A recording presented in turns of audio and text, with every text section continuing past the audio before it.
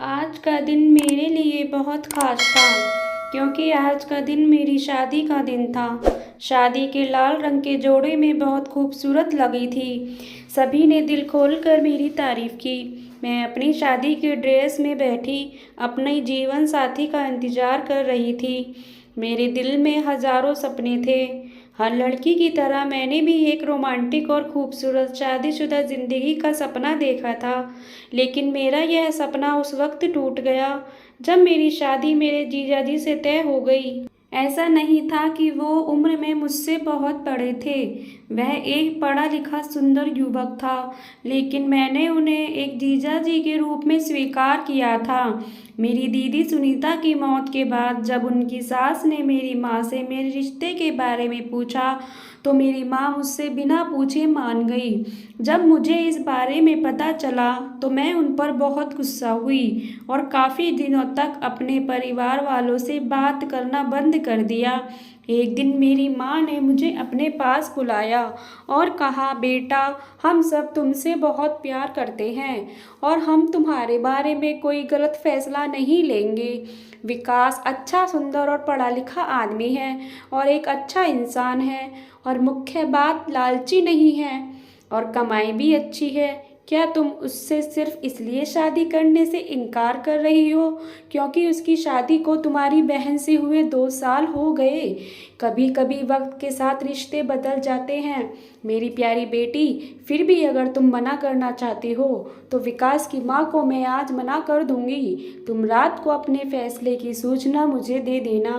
Mummy इतना कहकर चली गई और मैं सोच में पड़ गई। मुझे समझ नहीं आ रहा था कि मुझे क्या करना चाहिए। जब मैं अपने कमरे में आई तो फ़ोन बज रहा था। मैंने मोबाइल उठाया तो उस पर नेहा कॉलिंग लिखा था। मैं अपने मन में खुश हुई कि अपनी परेशानी को दोस्त को बता दूं और कुछ अच्छी सलाह लूं, लेकिन कॉल करने के बाद मैं खो बैठी। जब नेहा ने अपने बारे में बताया तो मेरी आंखों में आंसू आ गए कि उसके पति ने उसे घर से निकाल दिया था और उसकी कीमती गहने भी छीन लिए थे। अब उसके परिवार वाले उसके लिए बहुत चिंतित थे और वह कानूनी रूप से उसकी समस्या का हल करना चाहते थे। इन बातों को सुनने के बाद मैं अपनी चिंता भूल गई। उल्टा नेहा को ही सांत्वना देने लगी, जिसकी अभी 6 महीने पहले ही शादी हुई थी और अब इतने कम समय में इतना भयानक परिणाम देखा है। उसकी पूरी कहानी सुनने के बाद मुझे एहसास हुआ कि दुनिया बहुत मतलबी और भ्रमजाल है और बड़ों के फैसले में झुकना बुद्धिमानी है, क्योंकि वह अपने अनुभवों के प्रकाश में सबसे अच्छा फैसला लेते हैं। मुझे लगने लगा कि मेरी माँ का फैसला 100% सही है और तभी मैं अपनी माँ के पास गई और उनसे कहा, माँ, मैं विकास से शादी करने के लिए तैयार हूँ।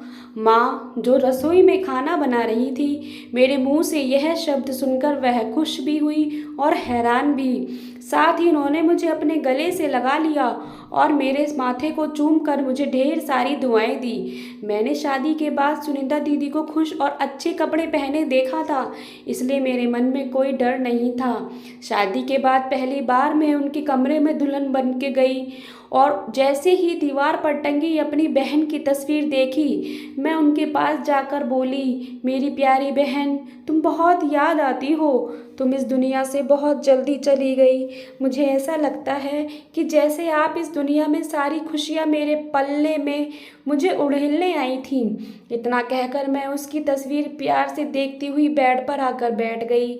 अब मैं विकास का इंतज़ार कर रही थी। मैं आने वाले खूबसूरत पलों के बारे में सोचते हुए शर्म से सिकुड़ रही थी।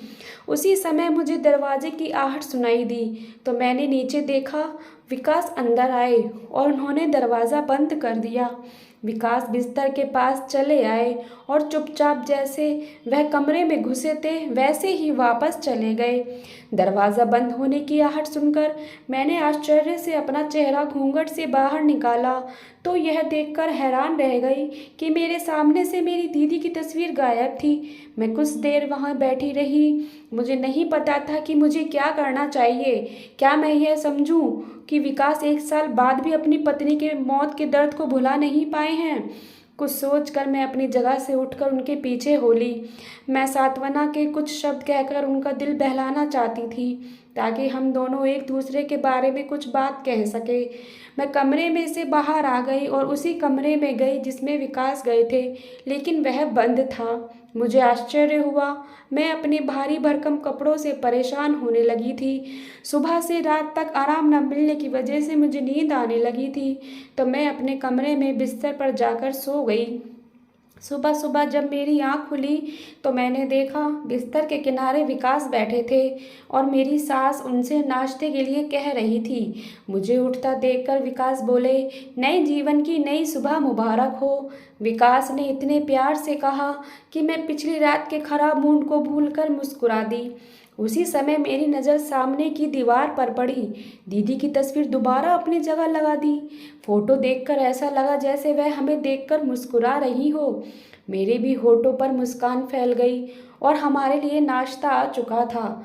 मैं फ्रेश होने चली गई। विकास और मैंने अपने कमरे में बेहद खुशगवार माहौल में नाश्ता किया। पूरा दिन मेहमानों का आना जाना लगा रहा। आज मैं बहुत खुश थी विकास का रवैया देखकर। उम्मीद थी कि जल्द ही हम करीब आ जाएंगे, एक दूसरे को समझ लेंगे। लेकिन जब रात हुई और मैं उनका इंतज़ार करने लगी तो मैं बहुत निराश हो गई कि कल रात की तरह विकास कमरे में आया और दीदी की फ़ोटो ली और दूसरे कमरे में चला गया। मैं बैठकर उत्सुकता से देखने लगी। मुझे उन पर तरस भी आया, साथ ही मुझे दीदी की किस्मत से जलन भी हो रही थी कि जिसे इतना प्यार करने वाला पति मिला जो उन्हें भुला भी नहीं पा रहा था। जब मैं कमरे से निकली और विकास के पास उनके कमरे में गई तो उन्होंने कमरा पहले से ही बंद कर लिया था और मैं वहीं खड़ी हो गई और मुझे अंदर से विकास की कुछ कहने की आवाज़ें आ रही थी। वे किसी से बात कर रहे थे और मैं दरवाजे पर कान लगाकर सुनती रही, पर कोई भी शब्द साफ सुनाई नहीं दे रहा था। तभी मेरी सास मुझे आती हुई दिखाई दी। उसने पूछा, क्या हुआ, तुम यहाँ क्यों खड़ी हो? अब मैं उन्हें क्या बताती कि 2 दिन की दुल्हन अपने पति के पीछे भाग रही है और वह उससे जान छुड़ाकर भाग रहा है। मेरी शक्ल देखकर मेरी सास समझ गई और बोली, कोई बात नहीं, कुछ दिन में सब ठीक हो जाएगा। मैं निराशा में अपने कमरे में आकर दीदी और विकास के जीवन के बारे में सोचते हुए लेट गई। हम 2 बहनें थीं। सुनीता दीदी मुझसे 2 साल बड़ी थी। हमारे माँ बाप ने हमें बड़े प्यार व स्नेह से पाला था। दीदी की पढ़ाई के बाद खूब रिश्ते आने लगे, लेकिन हमारे माता पिता इस भी मामले में किसी भी तरह की ज़बरदस्ती दीदी के ऊपर थोपना नहीं चाहते थे, इसलिए उन्होंने फैसला दीदी पर सौंप दिया। मेरी माँ की सहेली के बेटे का रिश्ता आया। माँ बहुत खुश थी और दीदी भी रिश्ते के लिए मान गई। मैंने उनकी शादी को बहुत एंजॉय किया। इकलौती संतान होने के कारण मेरा विशेष महत्व था। शादी के बाद मैं अक्सर दीदी को अजीब सी उलझनों में उलझा देखा करती, खासकर जब मैं उनके घर जाती थी तो वह रात में बाहर टहला करती थी। मैंने जब भी उनसे इसका कारण पूछा तो वह हंसती हुई मुझे टालती हुई कहती, बस यूं ही कमरे में दिल घबरा रहा था, इसलिए मैं बाहर आ गई। जब यही बात मैंने माँ से कही तो वह बोली, पगली, नई नई शादी में एडजस्ट करने में टाइम लगता है। जब भी दीदी हमारे घर रहने आती तो वह बहुत सजी सावरी और खुश होती, इसलिए मैंने भी यह भ्रम अपने दिमाग से निकाल दिया था। लेकिन एक बार जब विकास दीदी को हमारे यहाँ एक रात के लिए छोड़ने आया तो मुझे उनका तौर तरीका संदेहास्पद लगा, मानो वह नशे में हो या नींद के प्रभाव में हो या फिर उस दिन शायद वह जल्दी में हो। इसलिए दीदी को हमारे यहाँ छोड़ने के बाद कार को हवा में उड़ाते हुए ले गया। मैं दीदी से इस बारे में पूछना चाहती थी, लेकिन जब मैं उनके पास गई तो वह आंखें बंद कर लेट चुकी थीं। मैंने उन्हें छेड़ना उचित नहीं समझा और वापस अपने कमरे में चली गई। अगली सुबह मैंने जब यह बात दीदी को तो बताई तो वह बोली, ऐसी कोई बात नहीं है, हमारे बस थोड़ी सी लड़ाई हुई थी, इसलिए वह बाहर से ही चले गए। फिर 2 दिन बाद विकास दीदी को लेने आया और उनसे माफ़ी भी मांगी। दीदी का जीवन बहुत अच्छा चल रहा था, लेकिन अचानक कुछ महीने बाद वह हम सबको रोता हुआ छोड़कर चली गई। सास ने बताया कि सुनीता को अचानक सीने में दर्द हुआ, जो दिल का दौरा था, जिसके कारण वह बच नहीं पाई। इस सदमे से बाहर निकलना हमारे लिए मुश्किल था, लेकिन क्रूर समय जो हर जख्म पर मरहम लगा देता है। कुछ समय बीतने के बाद भी हम जीवन में अपने मामलों में लौट आए। मेरे माता पिता ने विकास की शादी मेरे साथ इसलिए की ताकि मैं दीदी की तरह उसके साथ खुश रह सकूं, लेकिन उसका रवैया मेरी समझ से परे था। दिन में तो ठीक रहते, लेकिन रात में उस दूसरे कमरे में दीदी की फ़ोटो ले जाते और उससे बातें करते। मैं उनका दुख बांटना चाहती थी, लेकिन मुझे यह मौका अभी तक नहीं मिला था और मैं इसी तरह सोचते हुए सो गई कि अचानक मुझे बहुत अजीब सा सपना दिखा। मैंने देखा कि अंधेरे कमरे में दीदी की सिसकियां गूंज रही थी। मैं अंधेरे कमरे में दीदी को दोनों हाथों से छूने की कोशिश कर रही थी, लेकिन मैं छू नहीं पा रही थी। तुम मेरे सामने क्यों नहीं आ रही हो? मैंने थक कर कहा तो मैं रो पड़ी। तुम मुझे जब भी छू सकती हो, अगर मुझे इंसाफ दिला दो। मेरी बहन, तू मुझे इंसाफ दिला सकती है? इससे पहले कि दीदी की बात समझ पाती, उनसे कुछ पूछ पाती, मेरी आँख खुल गई। कमरे में पूरी तरह अंधेरा था। शायद लाइट चली गई थी या फिर किसी खराबी के कारण लाइट बंद थी। मेरा शरीर पूरी तरह पसीने में लथपथ था।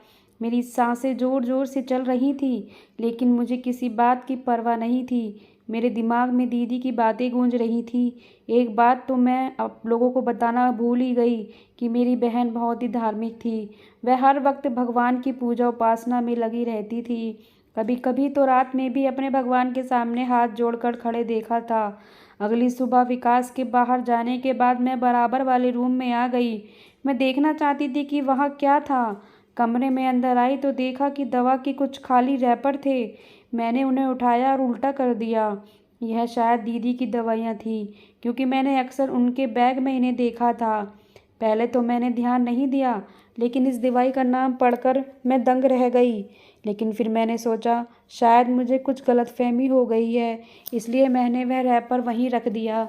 अभी अलमारी बंद कर ही रही थी कि अचानक एक छोटा सा शॉपिंग बैग मेरे पैरों पर आकर गिर पड़ा। मैंने देखा कि वह नशीली दवाओं से भरा हुआ था। मैं बहुत हैरान हुई। मैंने वह बैग वहाँ से उठाया और चुपके से अपने कमरे में ले आई। शाम हुई तो विकास बेचैन होकर घूमने लगे, जैसे उनका कोई कीमती सामान खो गया हो। मुझे उनकी बेचैनी महसूस हुई, लेकिन मैंने इसे नज़रअंदाज कर दिया, क्योंकि अगर वह ड्रग्स का इस्तेमाल कर रहा है तो मुझे एक अच्छी पत्नी होने के नाते उसे रोकना चाहिए था। यही दवाइयाँ मैंने दीदी की बैग में भी देखी थी। शायद विकास की नशीली आदतों को छुड़ाने के लिए वह अपने पास रखा करती थी। उनका पसंदीदा खाना बनाने के लिए मैं किचन में गई और मैंने उनका फेवरेट डिश कढ़ाई पनीर बनाया, जिसकी उनको खूब तारीफ़ भी की और मुझसे कहा कि क्या इतना टेस्टी खाना बनाने के लिए तुम मुझसे कोई गिफ्ट नहीं लोगी। मैंने आश्चर्य से उनकी तरफ देखा।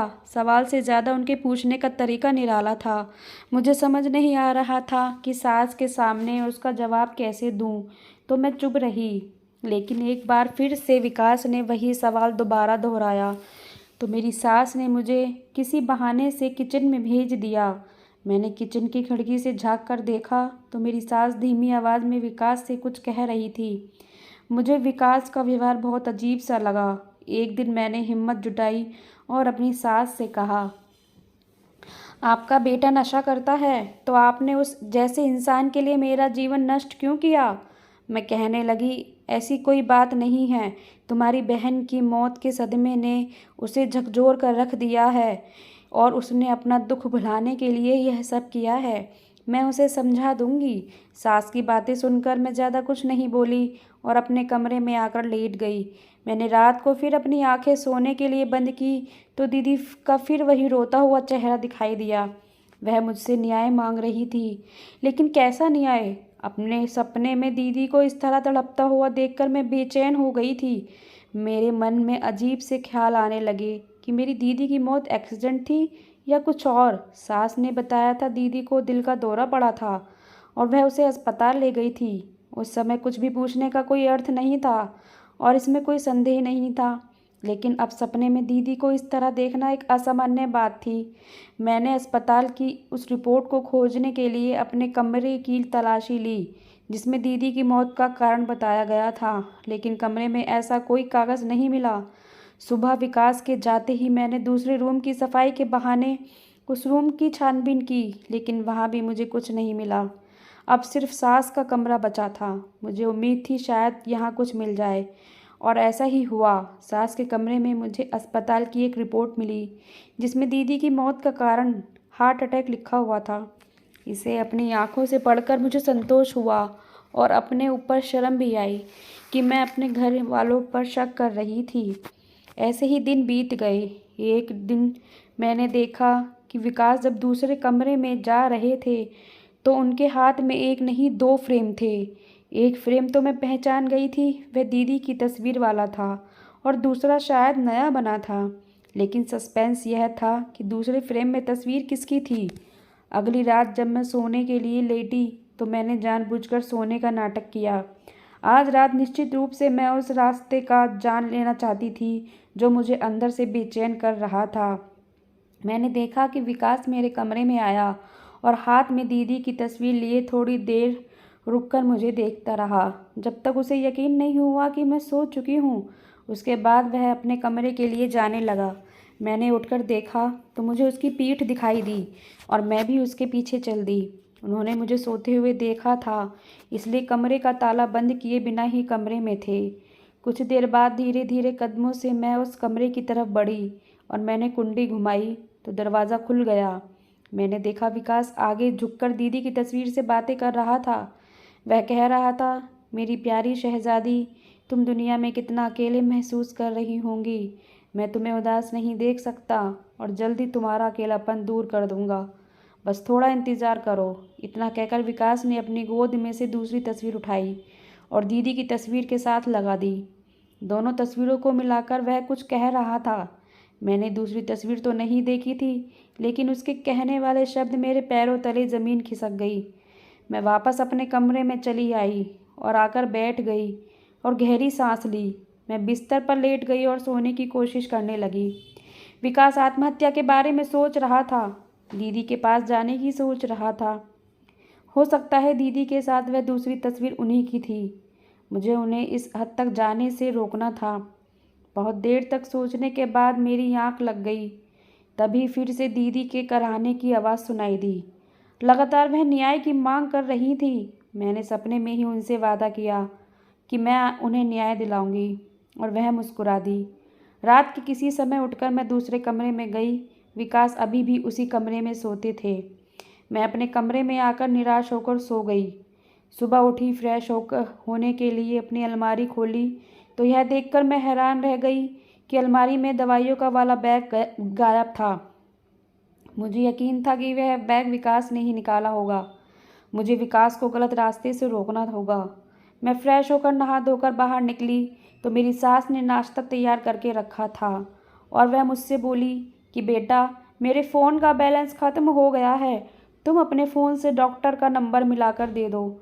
मेरे सर में बहुत दर्द हो रहा है, डॉक्टर से पूछकर दवाई ले लेती हूँ। मैंने अपने फ़ोन से नंबर डायल किया और अपनी सास को फ़ोन देते हुए मेरी उंगली गलती से रिकॉर्डिंग वाले ऑप्शन पर लग गई। यह सब जानबूझकर नहीं, अनजाने में हुआ। वह बात करती हुई कमरे से बाहर निकल गई। मैं भी कमरे में आ गई कि जब उनकी बात हो जाएगी तो वह खुद ही मुझे फ़ोन दे देंगी। थोड़ी देर बाद माँ आई और मैंने फ़ोन चार्जिंग पर लगा दिया। मैं यही सोच रही थी कि विकास के दिल से दीदी की यादों को कैसे बाहर निकालूं। वह दीदी को इतना हद तक चाहने लगे थे कि वह उनके पास जाने की सोच रहे थे। थोड़ी देर बाद विकास आए और अपने हाथ में एक पिज़्ज़े का डब्बा लेकर आए। उन्होंने मुझसे कहा, लो आरती, पिज़्ज़ा खा लो। जैसे ही वह मुझे पिज़्ज़ा देने लगे, माँ ने उन्हें आवाज़ लगा दी। वह मुझे पिज़्ज़ा देकर चले गए। मैंने सोचा क्यों ना पिज़्ज़ा खाते खाते अपने सीरियल रिकॉर्डिंग को देखा जाए। जो सीरियल मिस हो जाते हैं हम उन्हें रिकॉर्डिंग में देख सकते हैं। जैसे ही मैंने रिकॉर्डिंग खोली तो सबसे ऊपर वही रिकॉर्डिंग थी जिसमें माँ ने डॉक्टर से बात की थी। मेरे दिमाग में ख्याल आया कि सास ने आखिर डॉक्टर से इतनी देर बात क्यों की।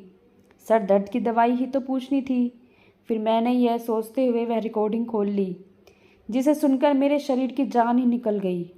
ऐसा लग रहा था मैं अभी ज़मीन पर गिर पड़ूंगी। मेरे शरीर में जान ही नहीं थी। मेरी सास उस डॉक्टर से कह रही थी कि डॉक्टर साहब, आपकी दी हुई दवाइयों से मेरे बेटे को कुछ फ़र्क नहीं पड़ रहा। आपने तो कहा था कि उसकी दूसरी शादी करवा दो, वह ठीक हो जाएगा, लेकिन वह ठीक नहीं हो रहा है। अपनी पहली पत्नी को मारने के बाद वह अपनी दूसरी पत्नी को मारने की योजना बना रहा है। मैं आपको कब तक बहुत सारे पैसे दे चुकी हूँ, मुझे सारे के सारे पैसे वापस कर दो। मेरी सास की बातें सुनकर वह डॉक्टर ज़ोर ज़ोर से हंस रहा था और बोला, देखिए आपका बेटा दिमागी मरीज है, उसे ठीक होने में थोड़ा टाइम लगेगा, और रही बात पैसों की, तो मैं आपको एक भी पैसा नहीं दूंगा। आपके कहने से ही मैंने आपकी पहली बहू की नकली रिपोर्ट बनाई थी कि उसकी मौत हार्ट अटैक से हुई थी। अगर मैंने आपके और आपके बेटे की काली करतूत पुलिस में जाकर बता दी तो ज़िंदगी भर जेल की हवा खाते फिरोगे। कल आ जाना, मेरे पास में दवाइयाँ बदल दूंगा। धीरे धीरे आपके बेटे को फ़ायदा होने लगेगा, और हाँ, आते आते मेरी फ़ीस लेते आना। इतना कहकर उसने फ़ोन काट दिया। मैं वहीं सकते की हालत में बैठ गई। इसका मतलब मेरी दीदी की मौत अटैक से नहीं हुई थी, उन्हें मारा गया था। तभी दीदी रोज़ मेरे सपनों में आती और मुझसे न्याय की भीख मांगती हैं। अपनी दीदी को याद कर कर मैं फूट फूट कर रोने लगी, और मैंने सबसे पहले अपने कमरे का दरवाज़ा बंद किया। मुझे पता था कि विकास मुझे पिज़्ज़ा खिलाकर मारना चाहता था। ज़रूर पिज़्ज़े में कुछ मिलाया होगा। मैंने पिज़्ज़ा का डब्बा एक तरफ रखा और सबसे पहले अपने पापा को फ़ोन मिलाया। मैंने उन्हें सब कुछ सच बता दिया, लेकिन पापा को मेरी बातों पर यकीन नहीं हो रहा था। लेकिन फिर उन्हें यकीन करना पड़ा। पापा ने कहा, तुम घबराओ मत बेटा, तुम जल्दी से जल्दी पुलिस को फ़ोन करो, मैं वहाँ पहुँचता हूँ। विकास सोचते हुए हॉल में टहल रहा था कि पिज़्ज़ा खाकर अब तक मर चुकी होगी, लेकिन पुलिस को हमारे घर के दरवाजे पर खड़ा देखकर वह हक्का बक्का रह गया। पुलिस ने मेरी सास और विकास को दोनों को अरेस्ट कर लिया। दोनों अपनी सफाई में बोल रहे थे कि हमने कुछ नहीं किया, लेकिन उनको कसूरवार साबित करने के लिए मेरे पास वह रिकॉर्डिंग ही काफ़ी थी, और उसके बाद मैंने उसे कानूनी तौर पर तलाक दे दिया। जैसे ही दीदी की तस्वीर मैं अपने हाथ में लेकर उस घर से जा रही थी, मुझे ऐसा लगा दीदी मुस्कुरा रही थी। मैंने अपने घर जाकर अपनी पढ़ाई पूरी करी, वह एक अच्छी सी जॉब भी ढूंढ ली। मेरे माँ पापा ने मुझे एक तलाकशुदा बेटी के सच्चे दिल से अपना लिया था। तो फ्रेंड्स, ये कहानी आपको कैसी लगी कमेंट्स बॉक्स में ज़रूर बताइएगा, और इसे लाइक व शेयर ज़रूर कीजिएगा, और चैनल पर नए हैं तो सब्सक्राइब कीजिएगा। कहानी सुनने के लिए बहुत बहुत धन्यवाद।